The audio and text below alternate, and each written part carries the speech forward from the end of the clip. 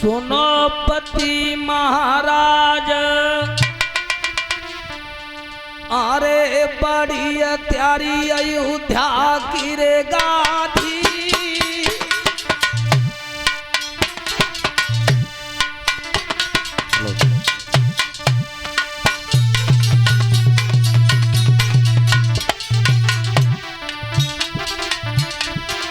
अरे बड़ी प्यारी अयोध्या की रे गादी,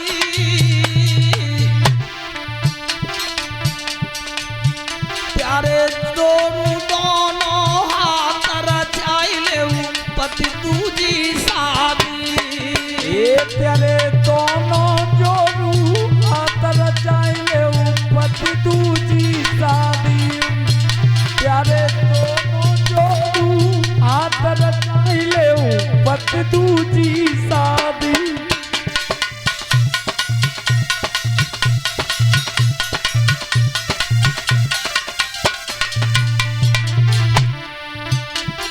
अरे करम ने लहो लपेटा है,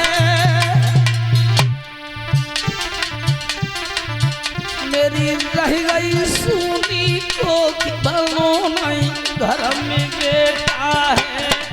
ये मेरी रह गई सुनी गोद जनोना हो भवन में बेटा है। मेरी रह गई सुनी गोद जनोना हो घर में बेटा है।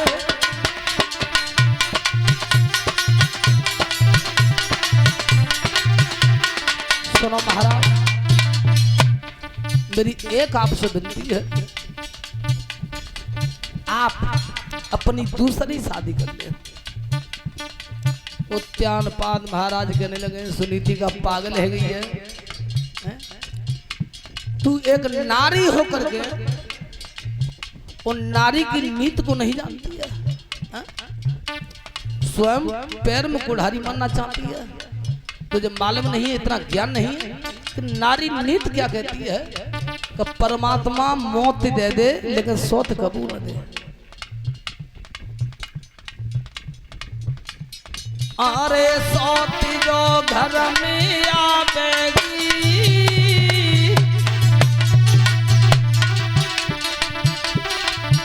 का तुमको मालूम नाई नारी वो बहुत सतावेगी। का तुमको मालूम नाई नारी बुआ बहुत सतावेगी। का तुमको मालूम नाई नारी बुआ बहुत सतावेगी।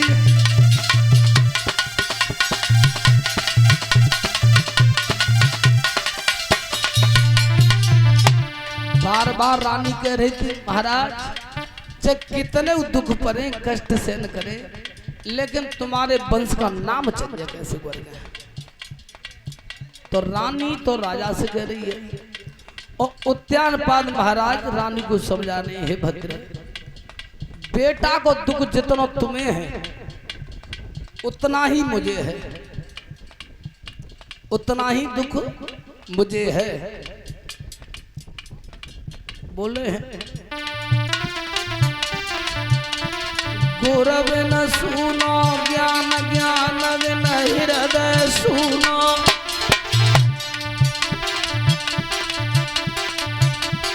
गुरव न सुनो ज्ञान ज्ञान बिन हृदय सुनो। गज सुनो बिन दंत हंस बिन सागर सुनो।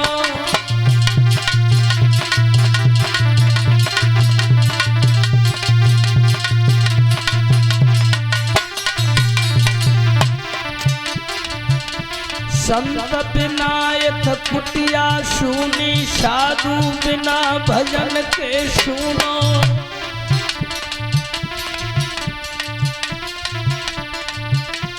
कुल सुनो बिन पुत्र पात्र बिन वृक्ष है सुनो।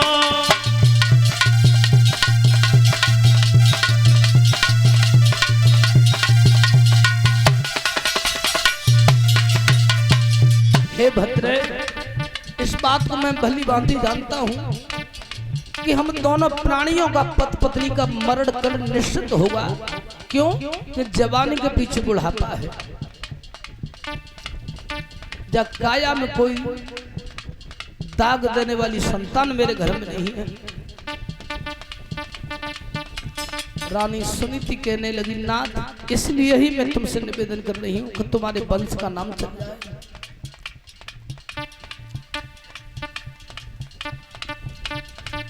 प्यारी सूर्य वंश की गादी है, पति कर ले दूजी शादी है।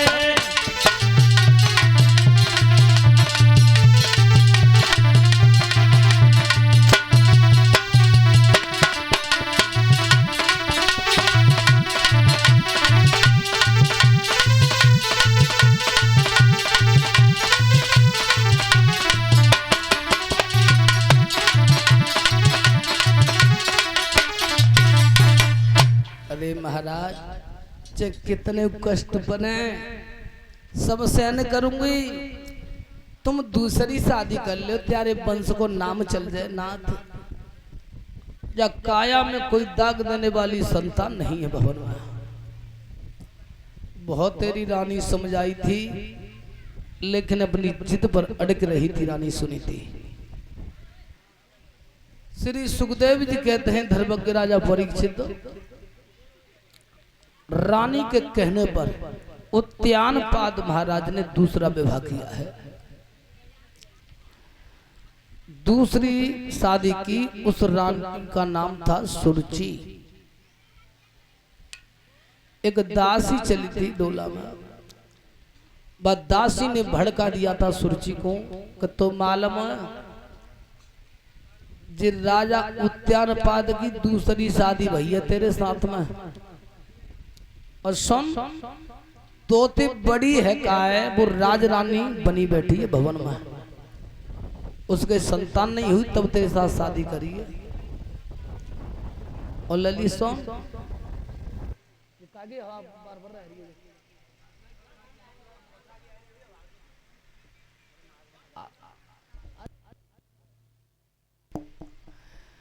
अगर तैने चेहरा देख लिया सौत का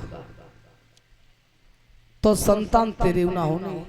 जी बात खूब मजबूत करके पेट में बैठा दे का चेहरा मत देख लिए वाको। भाइयों ध्यान रखना, इधर रानी सुरुचि का डोला अयोध्या के चौराहे पर आया है, मुख्य फाटक पर। राजभवन में सूचना मिली है कि छोटी रानी का डोला आ चुका है। तो सुनीति कुछ दासियों को लेकर के चली है। भाइयों ध्यान रखना, आरती का थाल हाथ में है, मंगलचार हो रहे थे। तो सबसे पहले सुनीति ने दोनों बाजों का पूजन किया, दोनों अश्वों का, घोड़ाओं का, और दोनों बाज पूज करके कश्यप नंदन भगवान भास्कर देव को जल अर्पण किया। जल अर्पण करने के बाद में डोला के पास आई, पर्दा उठा करके कहा, बहन चलो, तुम्हारी बड़ी बहन तुम्हें बुलाने के लिए आई है सम्मान सहित। लेकिन सुरुचि निहुत्तर थी, कोई उत्तर नहीं दिया। अरे बहन चलो भवन के लिए, फिर भी उत्तर नहीं दिया। गड़त लगा रही थी वो माले पत्ते का जी बेइए जो बड़ी रानी बन के बैठी है भवन में।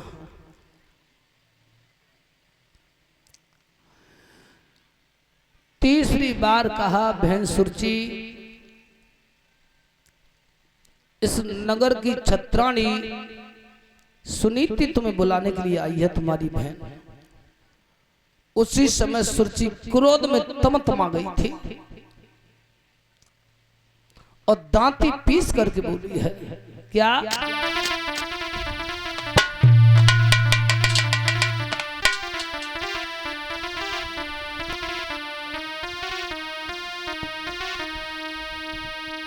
अरे और मैया ने भी अनाए जाई।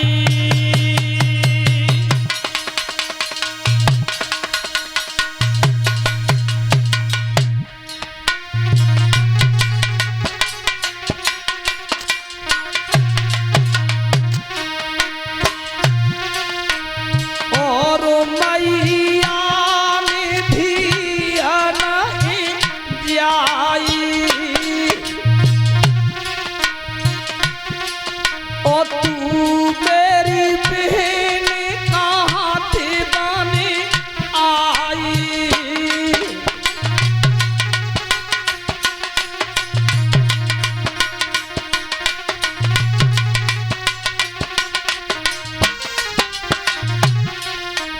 तू मेरी बहन कहाँ थे बने आई। ओ तो तू देखी कहता लाज नहीं आई।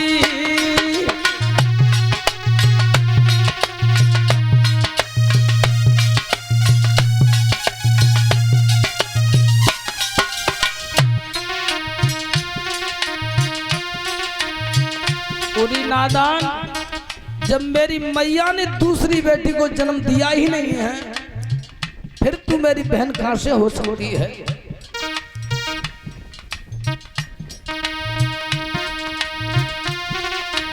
अरे युद्ध नारी क्रोध में आई। ओ पीछे बूढ़ा का दो लगाई।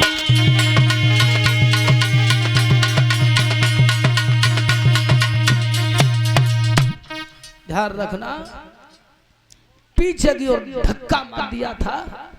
बार बार बहन शब्द कह रही है।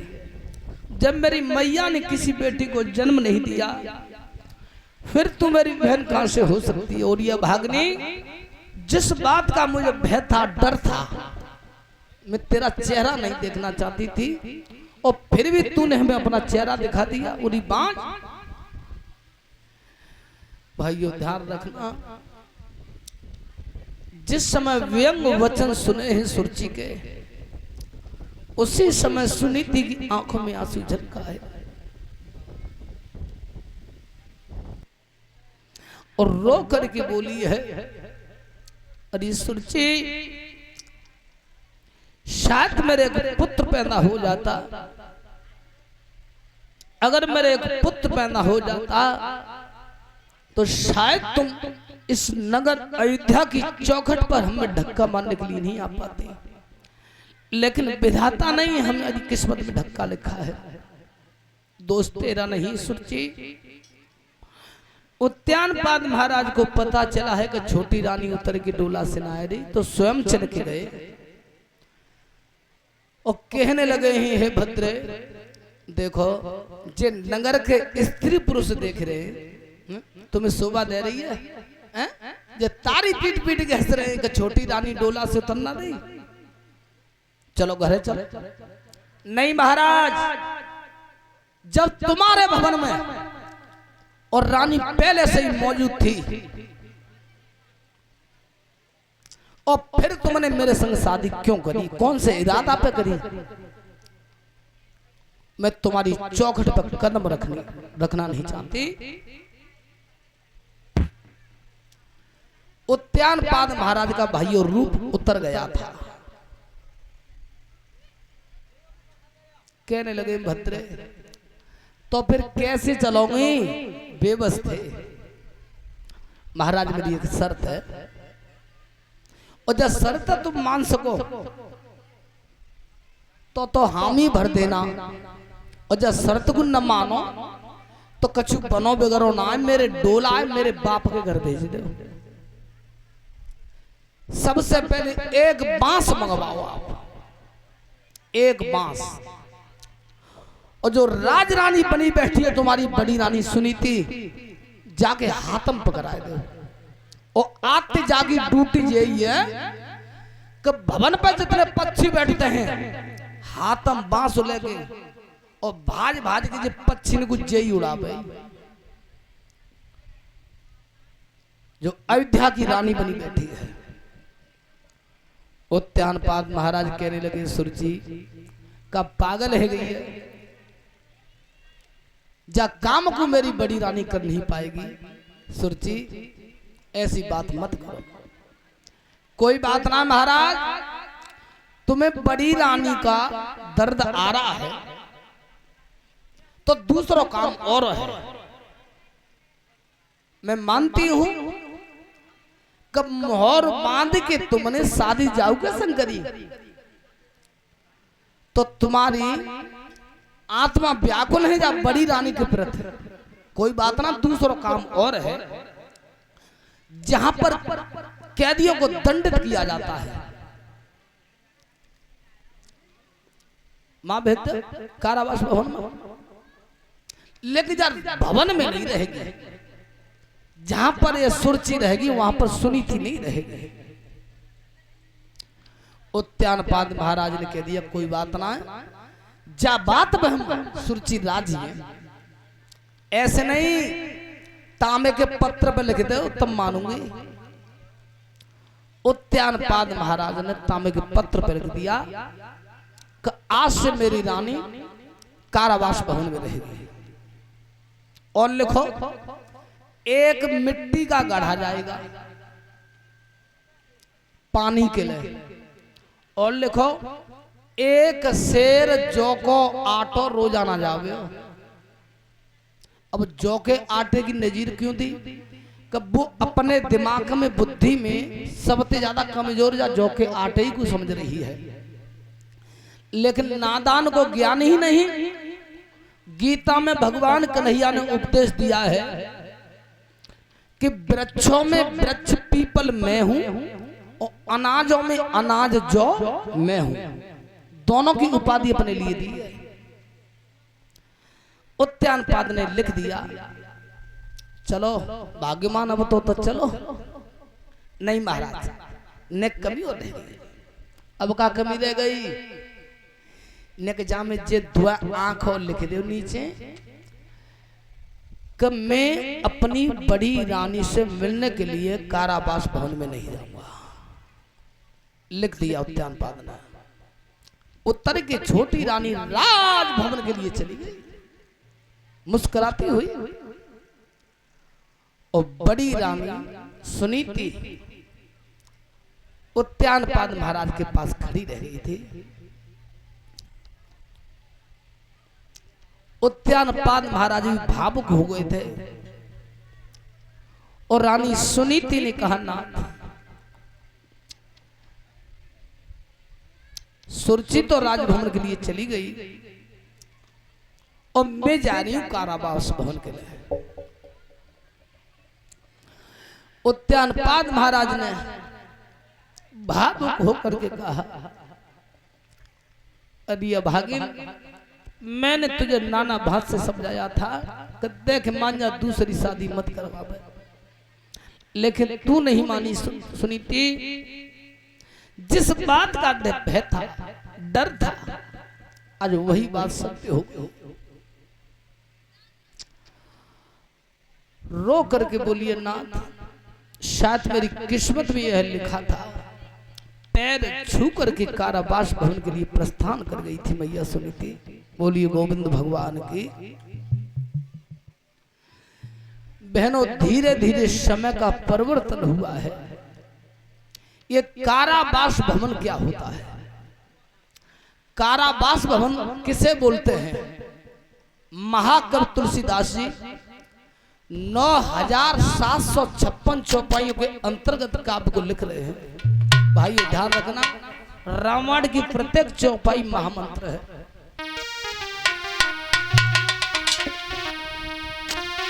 भोग रोग सम भूषण भारू,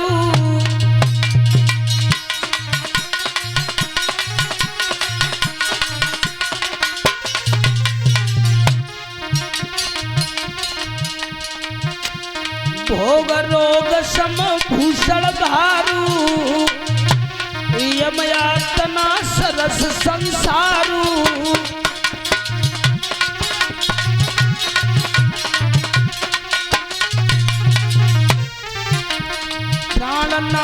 तुम बिन जगमाही मोकु सुगद कतई कछु नाही।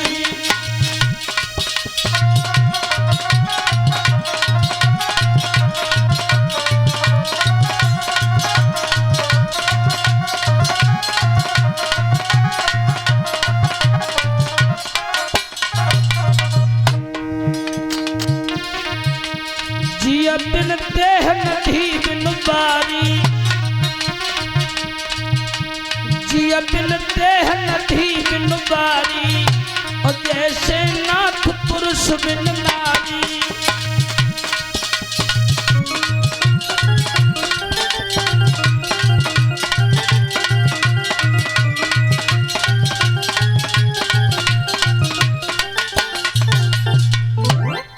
भोग रोग सम भूषण भारू, यम या तना सरस संसारू। प्राणनाथ तुम बिन जगवाही, और मोकु सुगद कतई कछु नाही। ध्यान रखना, उसे ही कारावास भवन बोलते हैं। कहते हैं कि जहां पर स्त्री को और पति का चेहरा देखने के लिए नसीब न हो, वही कारावास भवन होता है। जितने भोग हैं वे सब रोग के समान हो लगते हैं। जब काया पे, जब शरीर पे आभूषण भी भारी लगते हैं, जहाँ पर पति का चेहरा देखने के लिए नसीब न हो।